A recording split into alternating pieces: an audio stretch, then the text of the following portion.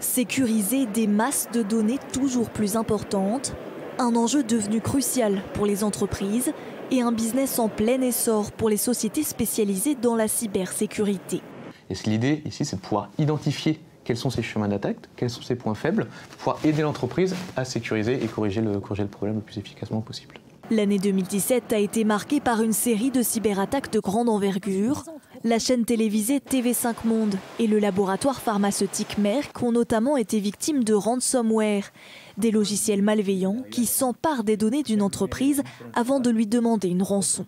L'entreprise est vraiment freinée dans son développement, ne peut même plus opérer au jour le jour et a besoin de récupérer ces données extrêmement rapidement. Et est souvent enclin, malheureusement, à payer ses rançons. Et même si c'est une entreprise sur 10 000, 15 000 qui paye, c'est suffisamment intéressant pour une organisation mafieuse de mettre en place ce type d'attaque.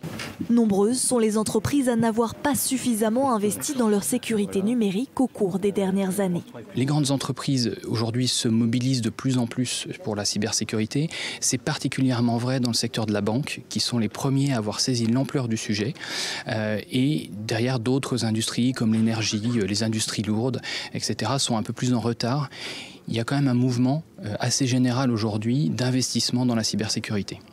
66% des entreprises auraient été confrontées à des incidents de sécurité au cours de l'année 2017.